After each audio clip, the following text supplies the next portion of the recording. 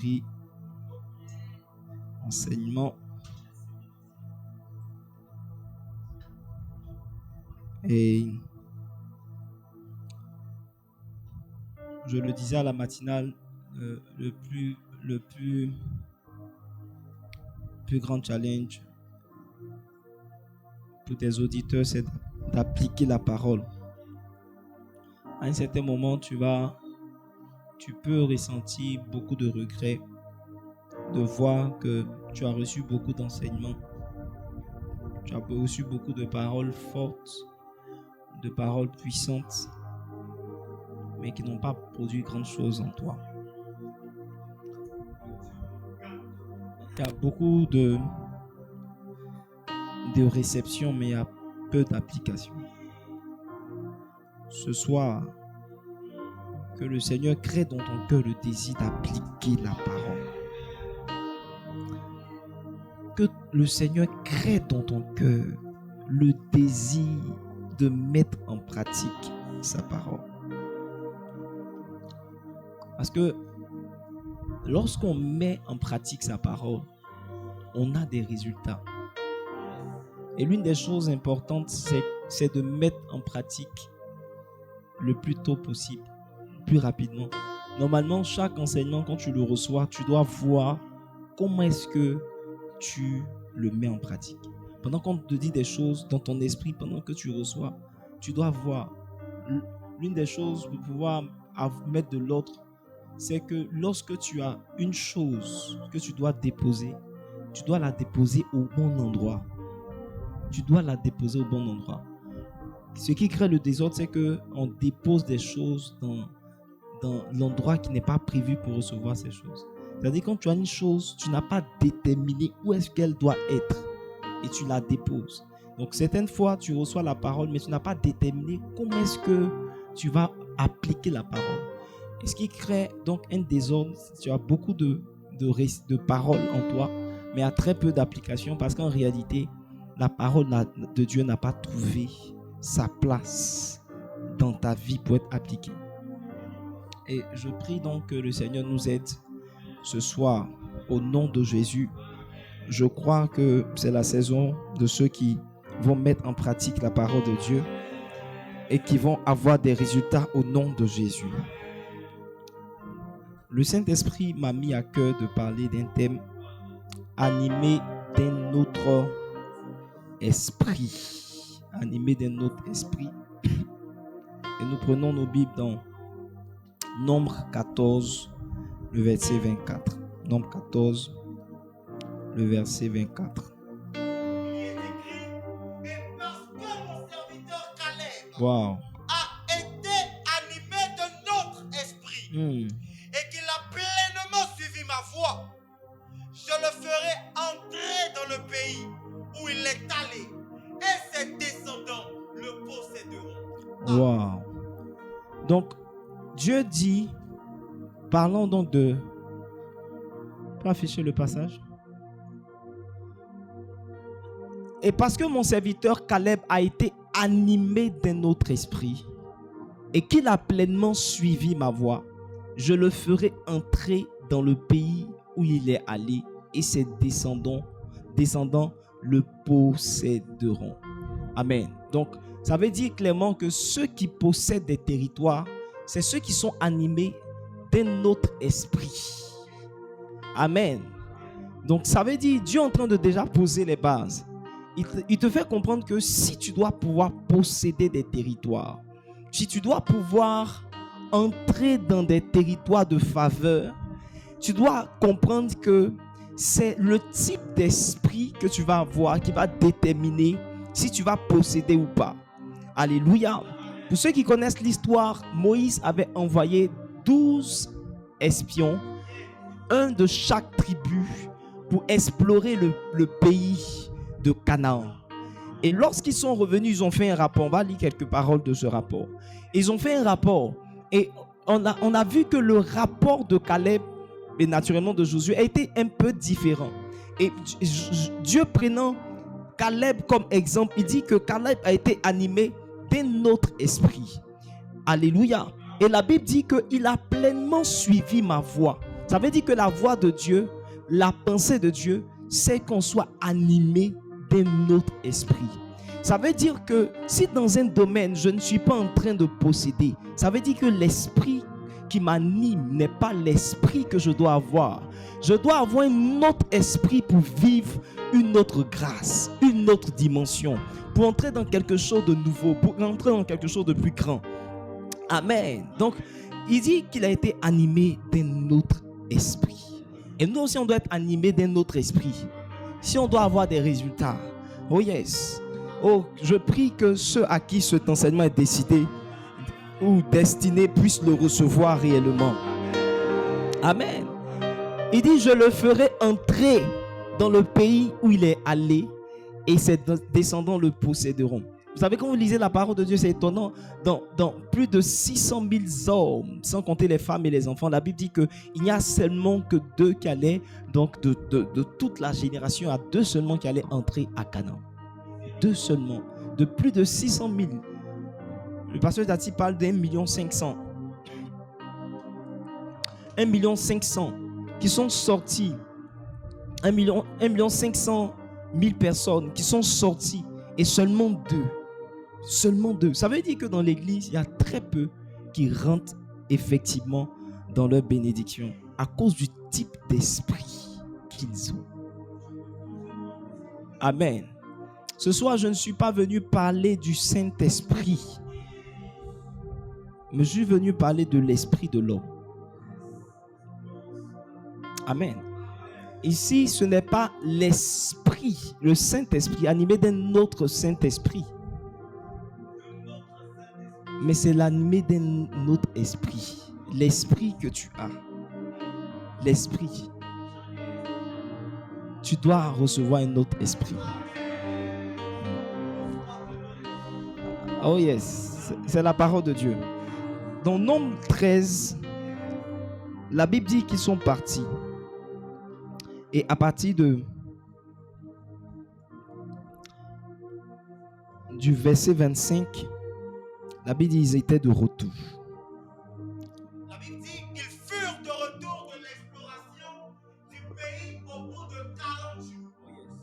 À leur arrivée, ils se rendirent auprès de Moïse et d'Aaron. J'aime ça. Et de toute l'assemblée des enfants d'Israël. Il y a un réflexe que tu dois avoir, c'est que quand on t'envoie, tu dois revenir vers celui qui t'a envoyé. Amen. Ça, c'est une grande sagesse, une humilité qui bâtit. Chaque fois que tu es envoyé, tu dois aller vers celui qui t'a envoyé. Oh yes. Dans le désert de Paran. Et qu'est-ce qu'ils ont fait? Ils leur firent un rapport. Chaque fois qu'on te demande de faire quelque chose, tu dois faire un rapport. C'est de la loyauté. C'est de la sagesse. C'est de l'humilité. Oh yes. Vas-y. Ainsi qu'à toute l'assemblée. Ok. Et ils leur montrèrent les fruits du pays. Ils sont venus avec les fruits du pays. Ils ne sont pas venus les bras ballants. Ils sont venus avec les fruits du pays. Ils sont allés explorer. Et ils sont venus avec des fruits, des choses palpables. Alléluia. Des choses palpables. Alléluia. Gloire à Dieu. Amen. Je suis sûr que certaines personnes, si c'était vous, n'alliez pas revenir avec les fruits, vous allez manger les fruits. Parce que la Bible dit 40, c'était après 40 jours. Je ne sais pas s'ils ont mangé, mais je suis sûr que certaines personnes ne seraient pas revenues avec les fruits. Ils auraient fait un jeûne à fruits peut-être. Verset 27. À leur arrivée, verset 27. Voici ce qu'ils racontèrent à Moïse. Ok. Nous sommes allés dans le pays où tu nous as envoyés. À la vérité, À la vérité, un pays où coule le lait et le miel. à la vérité, c'est un pays où coule le lait et le miel. Et en voici les fruits. Ça veut dire qu'ils ont montré des fruits même qui attestent que c'est un pays qui est intéressant. Je suis sûr que les fruits étaient géants, étaient gigantesques. C'est-à-dire que c'est des choses qu'on n'avait pas l'habitude de voir. Alléluia. Donc tout le monde avait commencé à être rassuré que Dieu véritablement avait un bon plan pour le peuple d'Israël. Regardez la suite. Oh. Attends. On peut revenir sur le verset 27. Parce que quand je lis ça, je ne vois pas de mais. Il ne peut pas avoir un mais là. On dit quoi? À la vérité. Soit c'est pas un pays où coule le lait ou le miel, soit c'est un pays où coule le lait et le miel. On dit à la vérité. C'est un pays où coule le lait et le miel. En voici les fruits. Amen. Alléluia. Gloire à Jésus. Amen. Gloire à Jésus. Verset 28. Wow. Est puissant. Les villes sont fortifiées. Très grandes. Wow. Les enfants d'Anak, ce sont des géants. Donc il dit que c'est vrai que le pays est bon, hein, mais il y a les habitants sont puissants. Les habitants là, il y a parmi eux des géants. Alléluia. Vas-y. Les Amalécites habitent la contrée du Midi. Oh yes. Les Égyptiens, les Jébusiens et les Amoréens habitent la montagne. Wow. Et les Cananéens habitent près de la mer et le long du Jourdain. Donc ils veulent dire quoi? Ils veulent dire que c'est un bon pays, mais on ne peut pas le posséder en fait. Alléluia. C'est un bon pays, mais on ne peut pas le posséder. C'est une bonne entreprise, mais pour être retenu, c'est trop compliqué. Hein? Amen. Gloire à Dieu. C'est quelque chose de bien. C'est une bonne chose d'avoir un certain niveau spirituel, mais c'est pas évident d'y arriver. C'est vraiment pas évident d'y arriver. Parce il y a beaucoup de contraintes, il y a beaucoup de difficultés. Alléluia. Servir Dieu, c'est très intéressant, mais ça demande tellement de choses. Amen. Amen. La Bible dit qu'Alep fut animé d'un autre esprit. Que Dieu te fasse être animé d'un autre esprit au nom de Jésus. Maintenant, comment Caleb réagit quand il y a tout ça? Verset 6. Wow. Il dit taisez-vous. Il dit montons. Emparons-nous de ce pays. Et nous y serons vainqueurs. Mais les hommes qui étaient allés avec lui disent, nous ne pouvons pas monter contre ce peuple, car il est plus fort que nous. Wow. Nous ne pouvons pas monter parce que le peuple est plus fort que nous. Pendant que Caleb, voyez que quand Dieu dit qu'il était animé d'un autre esprit, c'est vrai. Parce que regardez la manière dont Caleb voyait les choses. Caleb voyait les possibilités. Le peuple voyait les obstacles. Caleb voyait les possibilités. Caleb voyait le pays, la faveur du pays, les bonnes dispositions du pays.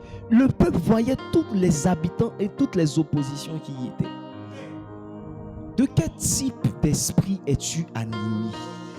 Lorsque tu rentres dans un domaine, qu'est-ce que tu vois en particulier? Lorsque tu rentres dans un domaine, qu'est-ce que tu vois en particulier? Est-ce que tu vois les difficultés? Est-ce que tu vois les impossibilités ou tu vois les possibilités? Cela donc détermine quel type, quelle catégorie d'esprit t'anime. Amen. Verset suivant.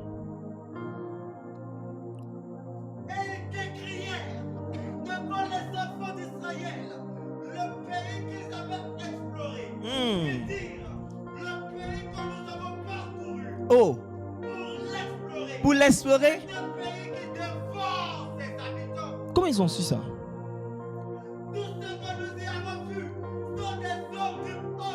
D'une haute taille. Des géants.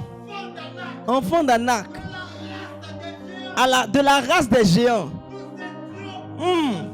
Nous étions à leurs yeux. À nos yeux et aux leurs. Comme des sauterelles. Alléluia. Il dit nous y avons vu les géants, enfants d'Anak, de la race des géants. Nous étions à nos yeux et à leurs yeux comme des sauterelles. Moi, je me pose la question de savoir comment il a su ça. Comment ils ont su que c'était un pays qui dévore ses habitants. Parce qu'ils n'ont pas, je suis sûr qu'ils n'ont pas vu des habitants être dévorés quand ils sont partis. Comment ils ont su que c'est un pays qui dévore ses habitants? Ils ont vu juste des géants, ils se sont dit que ça, c'est grave. Maintenant, la deuxième chose, c'est qu'ils se voient comme des sauterelles à leurs yeux. Maintenant, regardez bien. Il dit, nous étions à leurs yeux comme des sauterelles. Nous étions à leurs yeux comme des sauterelles. Amen. Vous savez, l'une des choses, l'esprit dans lequel ils sont partis, c'est qu'ils étaient des espions. Ça veut dire que s'ils sont revenus, c'est parce qu'on ne les a pas vus. On ne les a pas vus. Donc d'où vient qu'ils puissent arriver à la conclusion que nous étions à leurs yeux comme des sauterelles? Des gens qui ne t'ont même pas vu. Tu considères qu'ils sont à leurs yeux comme des sauterelles. C'est parce qu'en réalité, eux-mêmes à leurs yeux, ils se voyaient comme des sauterelles, qu'ils pensaient que maintenant leurs ennemis aussi les voyaient de cette même manière. C'est le type d'esprit qui fait que tu fonctionnes d'une certaine manière, que tu as une certaine manière de parler.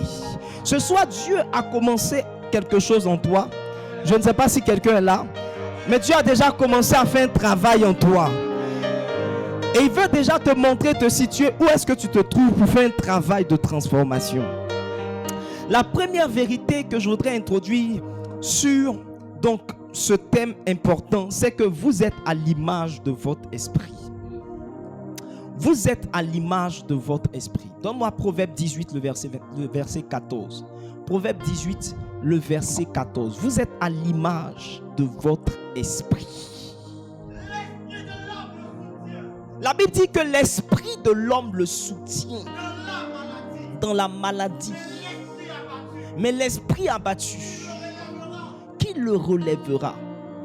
L'esprit, c'est l'esprit de l'homme qui le soutient dans la maladie, dans les épreuves, dans les difficultés. C'est l'esprit de l'homme qui le soutient. Oh, la Bible n'a même pas dit que c'est le Saint-Esprit qui le soutient. La Bible dit que c'est l'esprit de l'homme qui le soutient dans la maladie. La Bible n'a pas aussi dit que ce sont les médicaments qui le soutiennent dans la maladie. Mais la Bible dit que c'est l'esprit de l'homme. C'est pourquoi avant même que je ne connaisse la santé divine, c'est mon esprit d'abord qui m'a soutenu dans la maladie. Parce que j'ai commencé à me dire que ce n'est pas normal que je tombe malade. J'ai commencé à me dire que si je mange bien et que je me repose bien, je serai bien portant. Cette manière de voir les choses a fait que à plusieurs reprises, sans prendre de médicaments, je me suis porté bien. Parce que ce qui détermine comment tu es, ce qui détermine comment tu supportes une situation, ce qui détermine comment tu affrontes une situation, c'est le type d'esprit qui t'anime. C'est pourquoi quand tu es en train de parler de certains hommes qui doivent être animés d'un autre esprit, je pense que tu devrais rechercher cela pour que devant la maladie, tu ne puisses pas être abattu. La Bible dit l'esprit abattu, qui le relèvera? C'est-à-dire que quand ton esprit est abattu, c'est fini. Quand ton esprit est abattu, c'est fini. On ne peut plus rien faire pour quelqu'un dont l'esprit est abattu. Tant que ton esprit est fort, tant que ton esprit est je veux dire, tant que tu es animé d'un autre esprit, peu importe ce qui se passe, tu tiens. Ce soir, je te vois tenir. Regardez ce qu'il dit dans Proverbe 17, le verset 22.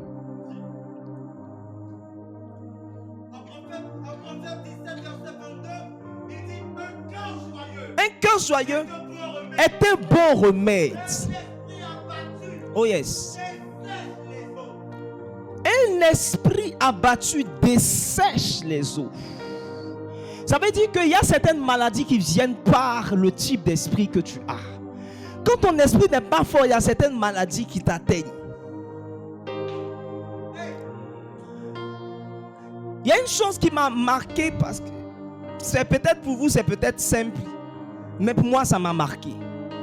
C'est que à un certain moment, je m'étais foulé aux pieds et je vous assure que je boitais. je boitais même. Au point où à un certain moment, quand je marchais, je me posais la question de savoir, mais je n'arrivais plus à retrouver comment on marche. Je ne savais plus comment. Ça dit mercredi prochain, mercredi passé plutôt, quand on m'avait vu prêcher, en réalité, moi-même, je ne sais pas comment je marche. Peut-être certains ont remarqué que je ne marchais pas très bien. En réalité, je boitais. Peut-être c'est la grâce de la présence de Dieu qui a fait qu'on ne l'a pas senti pendant que je prêchais. Mais quand je marchais, que je sois au travail, que je sois pour partir au travail, je boitais. Et au point où j'avais du mal à retrouver comment est-ce qu'on marche. Parce que j'avais commencé à prendre l'habitude de boiter. Et j'ai commencé à me dire, mais attends, c'est bizarre. Comment je ne retrouve plus la manière de marcher? Je ne sais même plus comment on marche. Et vous savez, moi, mon principe, c'est le suivant. C'est que je me dis qu'en ce qui concerne la santé divine, le principe, c'est que je me dis, qu'est-ce que j'aurais fait si je me portais bien? Et je commence à le faire sans d'abord le voir. Ça veut dire que si tu es malade, couché sur ton lit, ton corps est chaud, tu n'as pas envie de manger, tu n'as pas envie de faire quoi que ce soit. Tout ce que tu as envie de faire, c'est te coucher. Ok, ça c'est ce que tu ressens. Maintenant, dis-toi, si tu as vraiment la foi, parce que la Bible dit que la foi, c'est une démonstration des choses qu'on espère. Si vous voulez, des choses qu'on ne voit pas. Mais c'est une affirmation des choses qu'on espère, une démonstration de celles qu'on ne voit pas. Donc parce que je crois en quelque chose, je commence à démontrer, à me comporter comme selon ce que je crois. Alléluia. Donc ce que j'aurais fait, si ce en quoi je crois était une réalité, je commence à le faire. Donc je vais dire donc que si une personne donc est couchée, elle doit faire quoi? Elle doit se lever, parce que si en temps normal, le lundi à 8h, tu ne peux pas être couché. Le lundi à 8h, tu es en train de faire quelque chose. Si tu ne travailles pas, tu es peut-être en train d'arranger ta chambre. Tu es en train de faire quelque chose. Tu es en train de faire de ménage dans ta chambre. Tu n'es pas couché. À 8h, si tu n'es pas en train de jeûner, tu es en train de manger. Pourquoi? Donc tu serais en train de rester couché et dire que je n'ai pas l'appétit, alors que tu crois en la guérison divine. Donc je me dis que si je suis guéri, je marche normalement. Donc j'ai commencé à marcher normalement. Et je sentais la fatigue. Et pas la fatigue, la douleur. Je sentais la douleur. J'ai dit que je marche et je sens la douleur. Mais je me dis que si tu te portes bien, tu marches normalement. Et j'ai commencé à marcher normalement. Et c'est même le dimanche, pendant que je prêchais et que j'ai sauté, c'est là que je me suis rendu compte, je me suis dit, attends, qui est en train de sauter comme ça? Qui est en train de sauter? Parce qu'à un certain moment, j'ai oublié totalement qu'à un certain moment, je boitais. Un esprit abattu dessèche les eaux. Quand ton esprit est abattu, personne ne peut te relever. Mais tant que tu es fort, la Bible dit l'esprit de l'homme le soutient. Un cœur joyeux est un bon remède. Vous en parlerez. Alléluia. Est-ce que tu es là? Amen. Donc ce qu'un homme est, il est en fonction de son esprit. Regardez dans Josué 2 le verset 11. Dans Josué 2 le verset 11. Nous l'avons appris. Amen. Donc je vous explique un peu. Ils sont maintenant allés. Josué va envoyer 2 espions et ils vont aller maintenant à Jéricho. Alléluia. Je vais dire, il a appris de Moïse qu'il fallait envoyer des espions. Et donc il va envoyer des espions. Et la Bible dit que quand ils vont arriver, ils vont rencontrer la prostituée Rahab. Et la prostituée Rahab va faire un commentaire qui me marque. Regardez très bien. Nous l'avons appris. On dit nous l'avons appris. Et nous avons perdu courage. Et nous avons perdu courage. Et Et tous nos... abattu à votre aspect. Waouh. Car c'est l'Éternel, votre Dieu, qui est Dieu en haut dans les cieux et en bas sur la terre. Waouh. Maintenant, donne-moi Josué 6, verset 1, qui décrit la ville de... Je ne sais pas si quelqu'un est avec moi ce soir. Qui décrit Jéricho. Jéricho était fermé et barricadé devant les enfants. Oui. personne ne sortait et personne n'entrait. C'était une ville qu'on avait du mal à posséder. C'était une ville qu'on avait du mal à posséder. Alléluia. Gloire à Dieu. Maintenant, comment se fait-il que cette ville qui était imprenable, qui était difficilement pénétrable, accessible, soit maintenant vaincue? Parce que depuis la base, la Bible dit, ils ont dit une chose. Il dit, nous avons appris ce que Dieu a commencé à faire et nous avons perdu courage. Tous nos esprits sont abattus à votre aspect. Car c'est l'Éternel votre Dieu qui est le Dieu en haut dans les cieux et en bas sur la terre. Les gens n'espéraient plus. Leur esprit était abattu. Ils se disaient, c'est fini pour nous. Ce qui a donné la victoire au peuple d'Israël, c'est le fait qu'à un certain moment, ils se sont dit, c'est fini pour nous. Amen. Gloire à Jésus. Alléluia. Amen. Il y a un passage qui me vient à l'esprit. Alléluia. Gloire à Dieu. C'est le passage de 1 Samuel 4, le verset 5. 1 Samuel 4, le verset 5. Lorsque l'arche de l'alliance de l'Éternel entra dans le camp, tout Israël poussa de grands cris. Pour Israël poussa de grands cris de joie. Et la terre fut ébranlée. Le retentissement de ces cris Oh yes. entendu des Philistins. Que signifient ces grands cris? Oh. Retentissent dans le camp des Hébreux. Et ils apprirent que l'arche de l'Éternel était arrivée au camp. Oh yes.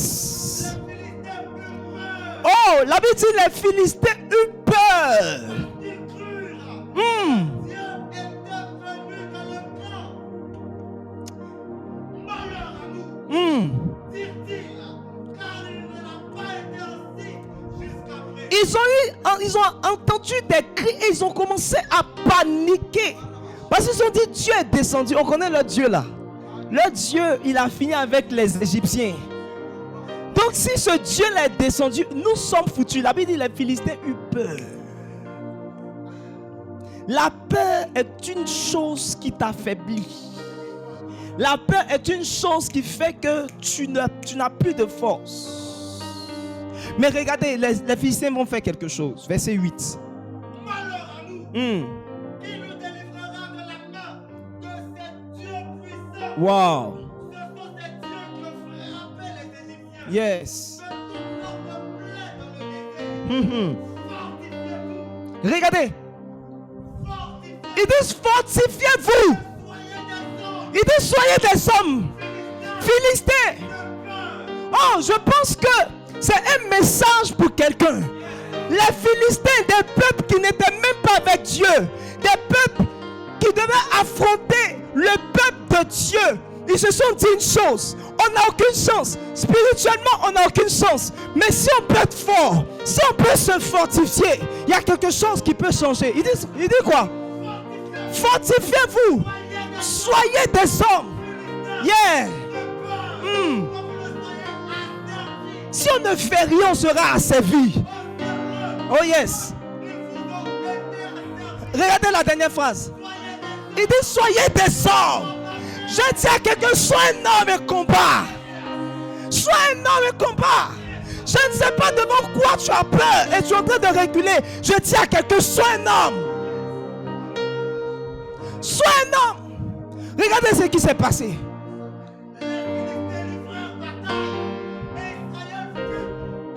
Malgré l'âge, Israël a été battu.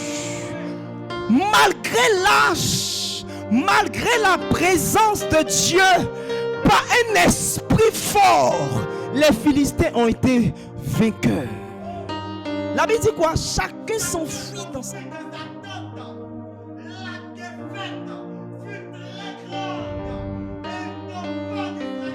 Oh yes. 30 000 hommes de pied. Et ils ne se sont pas arrêtés là.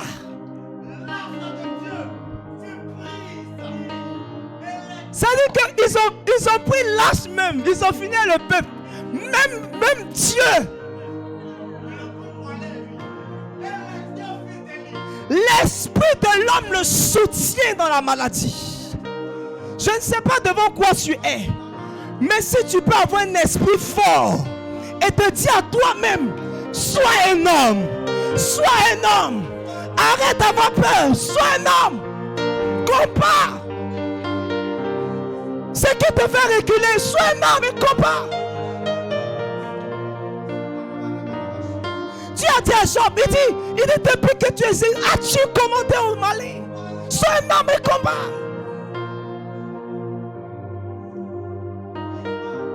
Alléluia. Donc, ce qui détermine ce qu'un homme aura comme résultat, c'est son esprit. C'est pourquoi, regardez, Josué a compris avec l'expérience que la qualité d'un peuple, ce n'est pas son nombre. Ou encore, la qualité d'un peuple, ce n'est pas sa représentativité. Qu'est-ce que je veux dire par là? Ils ont pris un de chaque tribu. Chaque tribu était représentée dans les espions. Josué a compris que seulement 2 étaient animés d'un autre esprit. Il a envoyé 2 espions. Parce qu'il a compris que la qualité des envoyés, en fait, si vous voulez, l'impact ou les résultats, la productivité des envoyés, ce n'est pas leur nombre ou leur représentativité, c'est leur qualité, la qualité d'esprit qu'ils ont. Je n'ai pas besoin de beaucoup, 2 me suffisent. Les 2, quand ils sont partis, ils sont revenus avec le témoignage que vous là, vous avez déjà vaincu. Notre esprit est déjà abattu. Je dis, tu auras des résultats différents après cette série d'enseignements au nom de Jésus. Amen. Alléluia. De même que Josué et Caleb qui ont rendu un bon témoignage, je prie que maintenant tu commences à rendre un bon témoignage. Dans le nom puissant de Jésus-Christ de Nazareth. La deuxième vérité, pour aller un peu plus vite, c'est que tous les esprits ne s'équivalent pas. Tous les esprits ne s'équivalent pas. Dans Proverbe 16, le verset 2. Dans Proverbe 16, le verset 2, Dieu va nous donner quelque chose.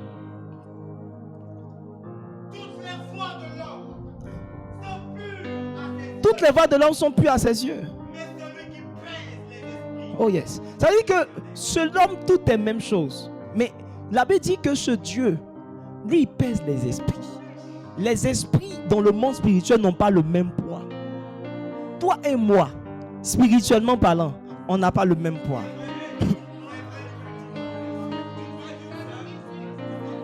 Alléluia. Toi et moi, on n'a pas le même poids. Ce n'est pas une question de responsabilité, c'est une question d'esprit. Ce n'est pas une question de titre, c'est une question d'esprit. La Bible dit, Dieu pèse les esprits. Donne-moi Job 31, verset 6. Donne-moi Job 31, verset 6. Il pèse les esprits.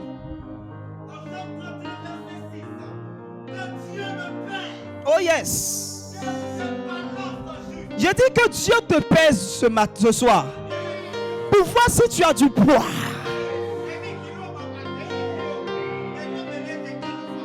Alléluia. Que Dieu te pèse ce soir au nom de Jésus. Pour voir où tu es. Il dit, et il reconnaîtra mon intégrité. C'est-à-dire que David savait que si on le pèse, il y a quelque chose. Et toi, si on te pèse aujourd'hui. Il y a 2 grandes catégories d'esprits. Il y a ceux qu'on appelle les esprits faibles.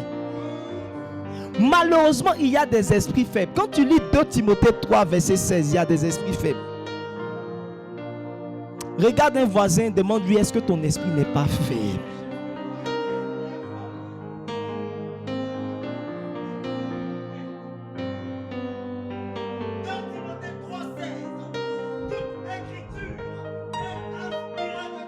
Timothée 3,16.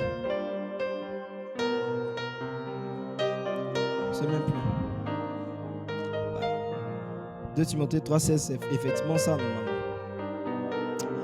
Mais faut bien prendre ta Bible.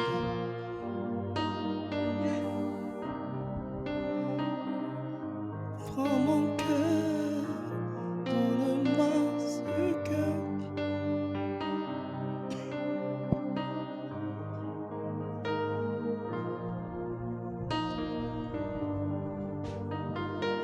Verset 6.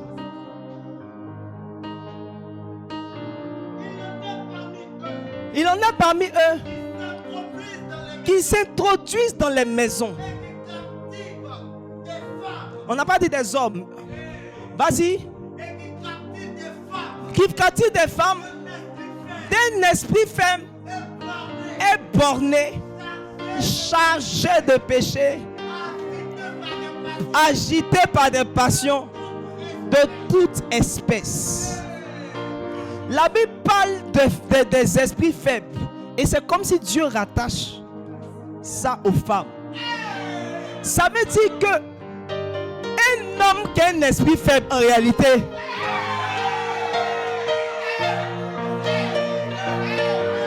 il dit soyez des hommes. Il parle à des hommes, il dit soyez des hommes parce qu'il savait qu'il y a des gens qui sont des femmes par le type d'esprit qu'ils ont. Tu te plains et tu critiques les homosexuels alors que toi-même tu es une femme.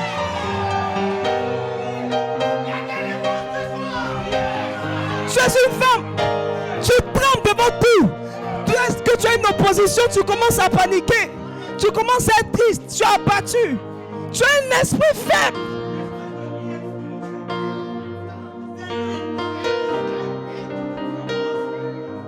Malheureusement, il y a des gens qui ont un esprit faible. Daniel 5, verset 25.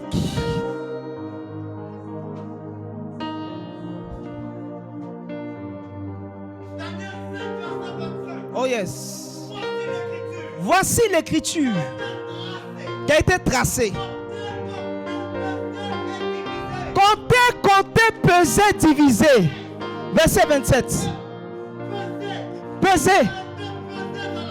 Tu étais pesé dans la balance. Et tu étais trouvé léger. Vous savez, c'était un roi. Il était élevé. Il avait le titre. Mais son esprit était léger. Il y a des gens qui sont responsables. Il y a des gens qui ont des positions. Mais si on les pèse, ils sont légers. La Bible dit Dieu pèse les esprits. Est-ce que si Dieu te pèse avec des balances justes, tu seras trouvé lourd?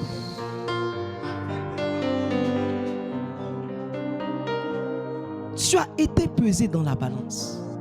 Dieu pèse les esprits. La Bible dit Dieu pèse les esprits. Est-ce que ton esprit est fort? Est-ce que ton esprit est fort? Il y a des gens qui, lorsqu'ils avancent, je parlerai certainement, je vais faire peut-être une étude comparative sur les esprits. Et ce que je remarque, c'est qu'il y a des gens qui sont face à des oppositions. Ils veulent reculer. L'esprit de Caleb, c'est un esprit qui ne recule pas. Là où il y a un géant. Et c'est un moment quand ils sont rentrés dans le pays de Canaan, ils étaient à l'aise. Caleb dit ça ne me suffit pas. Il dit je vais aller sur la montagne. Là-bas il y avait des Anakites. C'est comme s'il est intéressé par tout ce qui est comme opposition. Là où il y a défi, les gens qui ont un autre esprit veulent aller là-bas. Si on dit la zone est compliquée, envoie-moi là-bas. Il y a des hommes même qui sont sur des zones faciles. Mais c'est compliqué. Tu es une femme. Tu es une femme. Je dis à quelqu'un, tu es une femme. Sois un homme.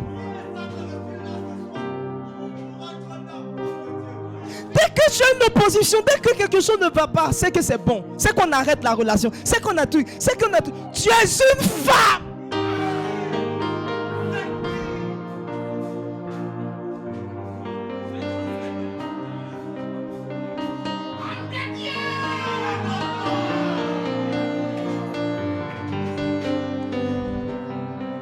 qui sont animés dans notre esprit aiment les difficultés, aiment les challenges. Quand c'est compliqué, on va y aller. On va y aller. On va y aller. C'est possible. Amen. Vous savez, un grand homme de Dieu aussi avait été trouvé léger et faible. Dans Josué 1, le verset 1.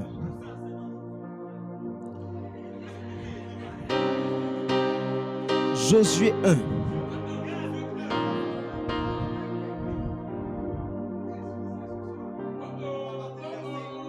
Vas-y. Après la mort de Moïse. Oh yes. Fils de Nun. Fils de Moïse. Moïse, il est mort. Maintenant. Lève-toi, ça veut dire que vous savez qu'il n'était pas debout.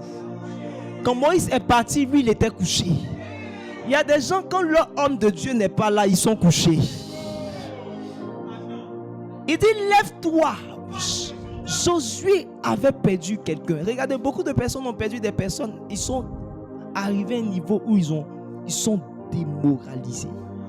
L'esprit abattu. Qui le relève?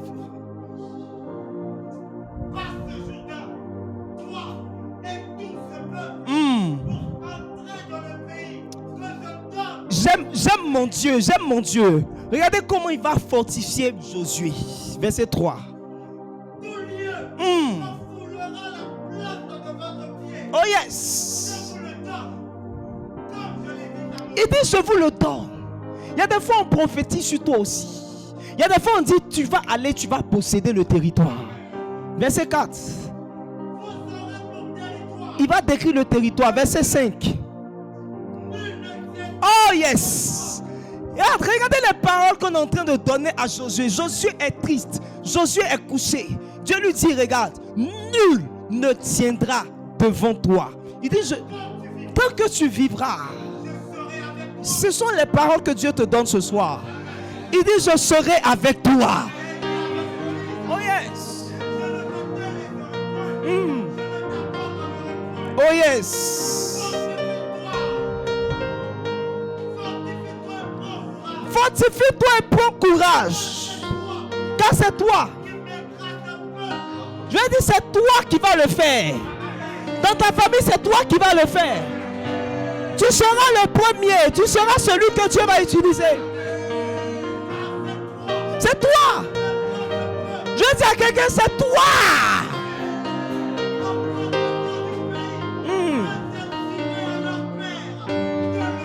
Verset 7.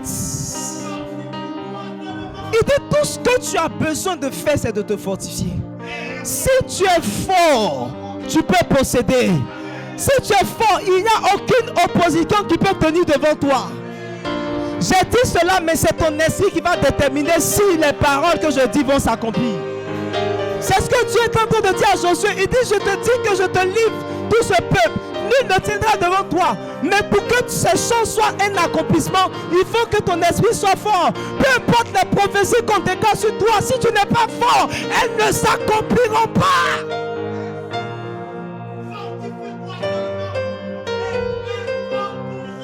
Quand tu as reçu une parole prophétique, tout ce que tu dois faire, c'est d'être fort. C'est de prendre la parole et de la mettre en pratique. Oh yes. Fidèlement. Tu prends la parole et tu agis selon la loi. Verset 9. Regardez comment Dieu va réagir. Parce que malgré tout ce qu'il disait, Josué ne bougeait pas.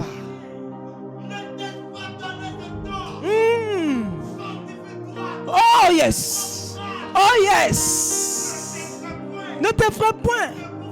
Ne t'épouvante point. Car l'Éternel, ton Dieu, est avec toi.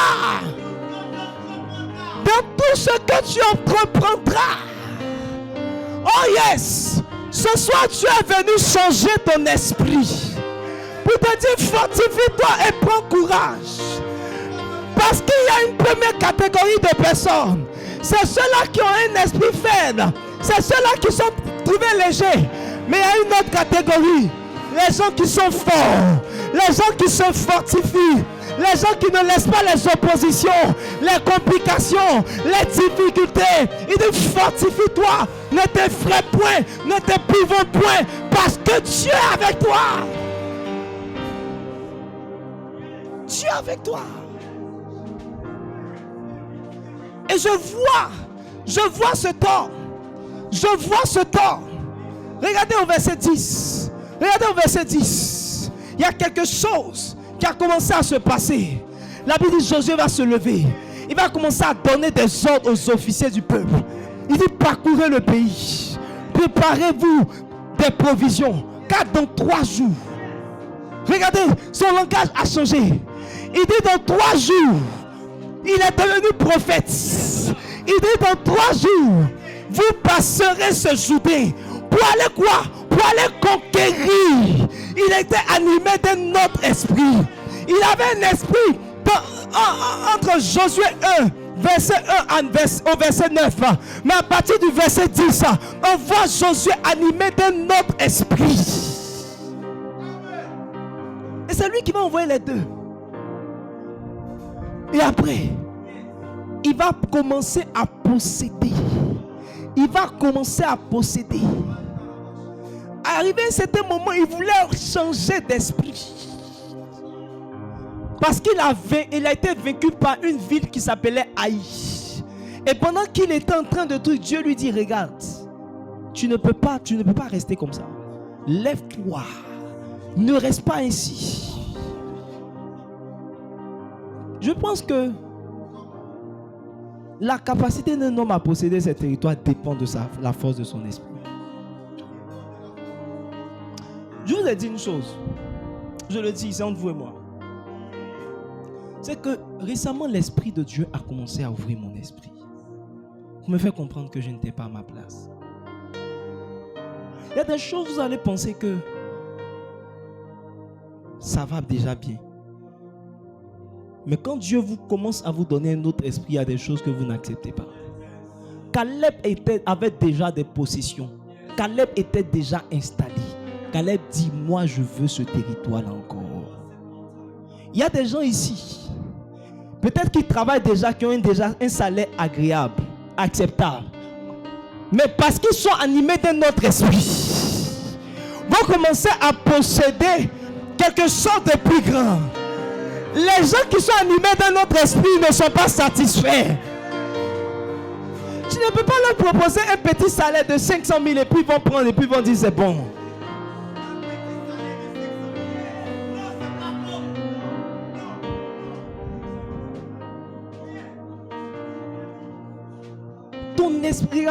Ton esprit a accepté ta condition. La Bible dit c'est l'esprit de l'homme qui le soutient. Peu importe ce que tu vis, c'est ton esprit qui peut te soutenir. Même pas le Saint-Esprit, ton esprit d'abord. Parce que le Saint-Esprit vient au secours de ton esprit.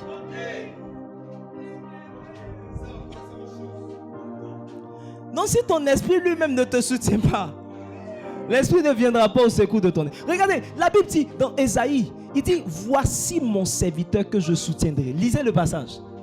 Lisez le passage. Voici mon serviteur que je soutiendrai. Ésaïe quoi? Ésaïe 42 verset 1. Regardez. Regardez celui que l'Esprit de Dieu, que Dieu soutient. Voici mon serviteur que je soutiendrai. Mon élu. J'ai mis mon esprit sur lui. Annoncera la justice aux nations. Il ne criera point. Oui. Il ne lèvera point la voix. Elle ne la fera point. Verset 3. Il ne brisera point le roseau cassé. Verset 4. Il ne se découragera point. Celui que Dieu soutient, c'est celui qui ne se décourage point. Je pensais que Dieu me soutenait pour ne pas que je me décourage. Mais Dieu me soutient quand je ne me décourage pas. Regardez, on est en train de décrire le serviteur que Dieu soutient. Tu sais pourquoi Dieu ne t'a pas soutenu? C'est parce que toi-même tu t'es découragé. Toi tu te dis, comme je suis découragé, Dieu va me soutenir. Dieu soutient celui qui ne se décourage pas. Il dit, si serait-il mon âme n'aura pas plaisir en lui. Dieu ne soutient pas celui qui se décourage. Dieu soutient celui qui est confiant. C'est bizarre, mais c'est comme ça Dieu est. Tu ne peux pas changer Dieu. Il y a comme une force de répulsion quand Dieu s'approche de quelqu'un dont l'esprit a abattu.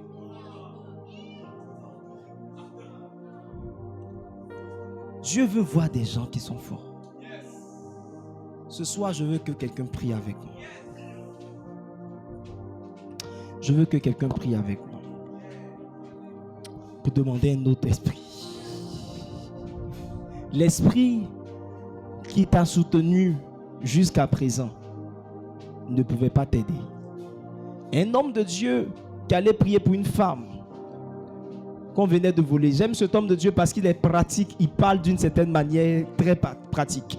Et quand il a prié pour cette femme, parce qu'elle a été volée, on lui a volé beaucoup d'argent. Et il a prié. Et voici la prière qu'il va faire. Il va dire, Seigneur, les anges flequets que tu as mis à côté de cette femme, il faut les changer. Envoie d'autres anges.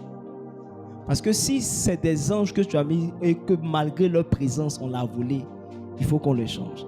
Ton esprit, si ton esprit, l'esprit que tu avais, était tellement faible que le diable a réussi à t'abattre et à faire toutes sortes de choses, ça veut dire que tu dois changer l'esprit là. Il faut dire à Dieu, l'esprit, le premier esprit que tu m'as donné là ne m'arrange pas.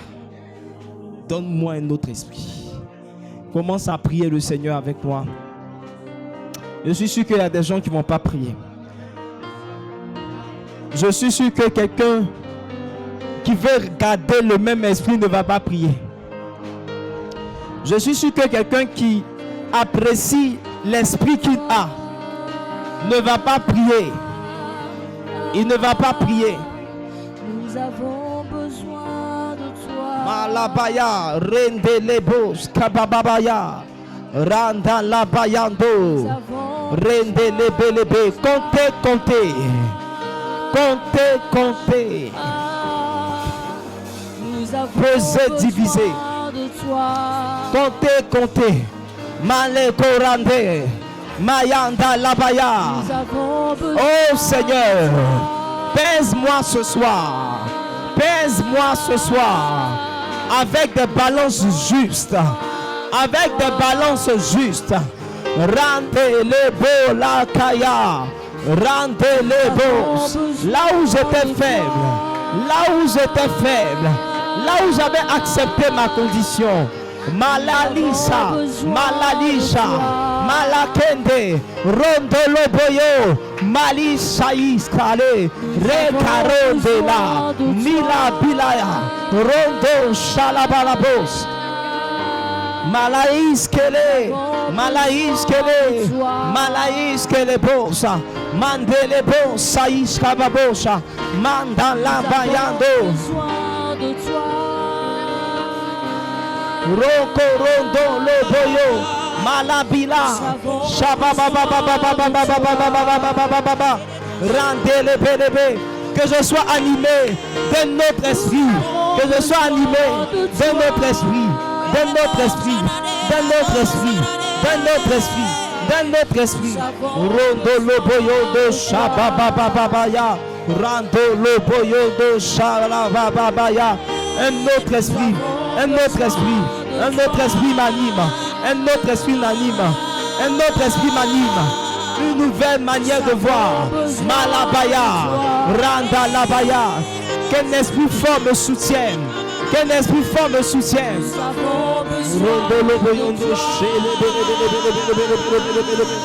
Randa Labaya, Rondo Loboyo, Rande le Rondo Loboyondo Shababaya, Rande Labalabano, Rande Skelebo,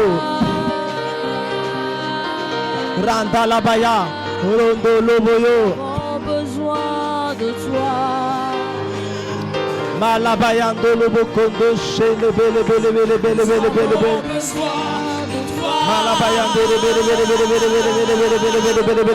un autre esprit, un autre esprit.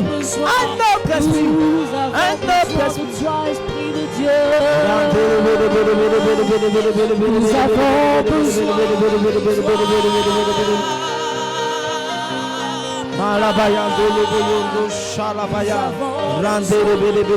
Pour changer notre mentalité, nous avons besoin de toi. Nous avons besoin de toi. Malabayando Ruboyundo Shabayando Ruboyo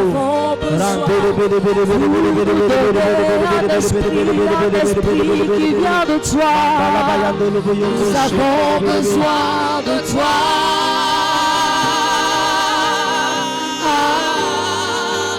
Nous avons besoin de toi. Alléluia. Un esprit digne de toi. Nous avons besoin de toi. Que Dieu t'anime d'un nouvel esprit, d'un autre esprit au nom de Jésus. Josué avait reçu un autre esprit. Je prie que tu reçoives un autre esprit. Regardez, quand nous lisons la parole de Dieu, il dit au lieu d'un esprit abattu, Dieu nous donne un vêtement de louange au lieu d'un esprit. L'onction est capable de changer l'esprit que tu as. L'onction est capable de changer. Il a dit à Timothée, il dit ce n'est pas un esprit de timidité, mais c'est un autre esprit. C'est un esprit de force. C'est un esprit de force. Ce soir, l'esprit de peur est en train de libérer quelqu'un au nom de Jésus. L'esprit de timidité te libère au nom de Jésus. L'esprit d'impossibilité te libère au nom de Jésus. L'esprit qui mettait l'accent sur les difficultés te libère au nom de Jésus. Au lieu d'un esprit abattu, reçois un esprit, un cœur joyeux. Au lieu d'un esprit abattu, reçois un cœur joyeux au nom de Jésus. De même que Caleb était animé d'un autre esprit, sois animé d'un autre esprit au nom de Jésus. Et je te vois repartir vers ceux devant quoi tu as reculé. Je te vois repartir vers ceux devant quoi tu as fui. Et je te vois mettre en déroute ce qui t'avait effrayé. Dans le nom puissant de Jésus. Il a dit au paralytique, pendant 38 ans, le lit t'a porté. Mais maintenant, lève-toi et prends ton lit. Porte maintenant le lit qui t'avait porté pendant ces années. Je te vois maintenant porter la maladie. Je te vois porter la peur. Je te vois attraper. Porter, c'est dominer. Porter, c'est contrôler. Porter, c'est avoir la domination. Toutes ces choses qui t'avaient contrôlé. Maintenant, pas un esprit fort. Pas un esprit fort. Pas un esprit fort. Pas un esprit fort. Dans le nom de Jésus. Là où tu avais reçu une réponse négative, je te vois repartir. Il a dit à Job, depuis que tu existes, est-ce que tu as commandé?